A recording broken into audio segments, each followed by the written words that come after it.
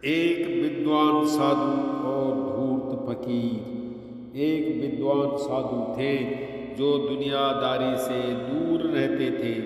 वो अपनी ईमानदारी, सेवा तथा ज्ञान के लिए प्रसिद्ध थे।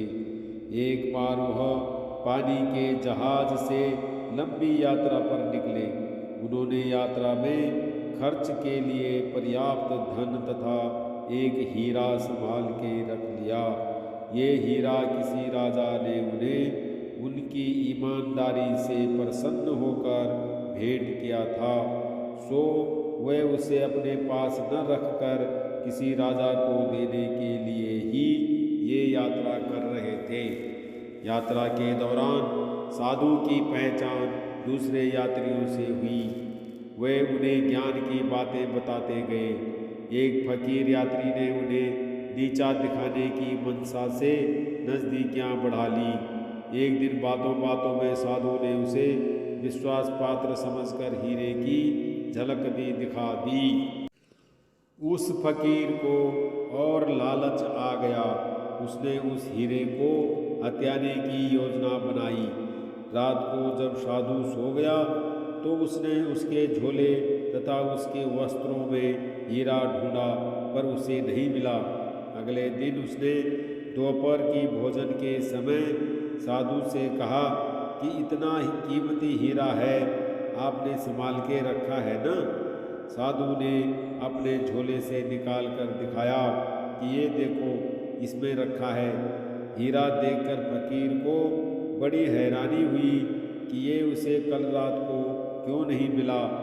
आज रात फिर प्रयास करूँगा, ये सोचकर उसने दिन काटा और सांझ होते ही तुरंत अपने कपड़े टांग कर सामान रखकर स्वास्थ्य ठीक नहीं है कहकर जल्दी सोने का नाटक किया।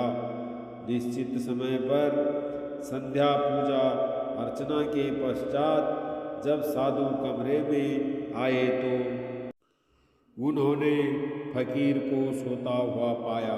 सोचा आज स्वास्थ्य ठीक नहीं है, इसलिए फकीर बिना इबादत के जल्दी सो गया। उन्होंने भी अपने कपड़े तथा झोला उतार कर टांग दिया और सो गए। आधी रात को फकीर ने उठकर फिर साधु के कपड़े तथा झोला झाड़ कर देखा। उसे हीरा फिर नहीं मिला। अगले दिन उदास मन से फकीर ने साधु से पूछा, इतना कीमती हीरा संभाल कर तो रखा है ना साधु बाबा?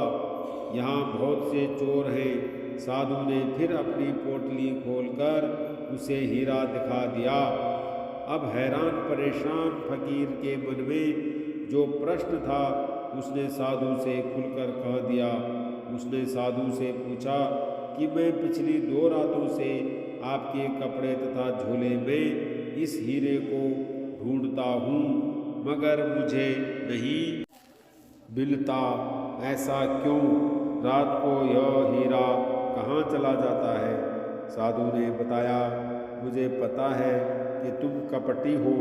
तुम्हारी नीयत इस हीरे पर खराब थी और तुम इसे हर रात अंधेरे में चोरी करने का प्रयास करते थे। इसलिए पिछले 2 रातों से मैं अपना यह हीरा तुम्हारे ही कपड़ों में छुपाकर सो जाता था और प्रातः उठते ही तुम्हारे उठने से पहले इसे वापस निकाल लेता था। मेरा ज्ञान यह कहता है कि व्यक्ति अपने भीतर नहीं झांकता, नहीं ढूंढता, दूसरे में ही सब अवगुण तथा दोष देखता है। तुम भी अपने कपड़े नहीं टटोलते थे। फकीर के मन में यह बात सुनकर और ज़्यादा ईर्ष्या और द्वेष उत्पन्न हो गया। वो मन ही मन साधु से बदला लेने की सोचने लगा। उसने सारी रात जागकर एक योजना बनाई। सुबह उसने जोर जोर से चिल्लाना शुरू कर दिया, हाय मैं मर गया, मेरा एक कीमती हीरा चोरी हो गया। वह रोने लगा। जहाज के कर्मचारियों ने कहा, तुम घबराते क्यों हो? जिसने चोरी की होगी वह यही होगा। हम एक एक की तलाशी लेते हैं, वह पकड़ा जाएगा। यात्रियों की तलाशी शुरू हुई। जब साधु बाबा की बारी आई तो जहाज के कर्मचारियों और यात्रियों ने उनसे कहा, आपकी क्या तलाशी ली जाए? आप पर तो अविश्वास करना ही अधर्म है। यह सुनकर साधु बोले, नहीं, जिसका हीरा चोरी हुआ है उसके मन में शंका बनी रहेगी, इसलिए मेरी भी तलाशी ली जाए। बाबा की तलाशी ली गई, उनके पास से कुछ नहीं मिला। 2 दिनों के बाद जब यात्रा खत्म हुई तो उसी फकीर ने उदास मन से साधु से पूछा, बाबा, इस बार तो मैंने अपने कपड़े भी टटोले थे, हीरा तो आपके पास था, वो कहाँ गया? साधु ने मुस्कुरा कर कहा, उसे मैंने बाहर पानी में फेंक दिया। साधु ने पूछा, तुम जानना चाहते हो क्यों? क्योंकि मैंने जीवन में 2 ही पुण्य कमाए थे, एक ईमानदारी और दूसरा लोगों का विश्वास। अगर मेरे पास से हीरा मिलता और मैं लोगों से कहता कि ये मेरा ही है तो शायद सभी लोग साधु के पास हीरा होगा इस बात पर विश्वास नहीं करते। यदि मेरे भूतकाल के सत्कर्मों के कारण विश्वास कर भी लेते तो भी मेरी ईमानदारी और सत्यता पर कुछ लोगों का संशय बना रहता। मैं धन तथा हीरा तो गंवा सकता हूँ, लेकिन ईमानदारी और सत्यनिष्ठा को खोना नहीं चाहता। यही मेरे पुण्य कर्म हैं जो मेरे साथ जाएंगे। उस फकीर ने साधु से माफ़ी मांगी और उनके पैर पकड़कर रोने लगा। अंत में फकीर उनका शिष्य बनकर उनके अच्छे कर्मों को ग्रहण करने लगा।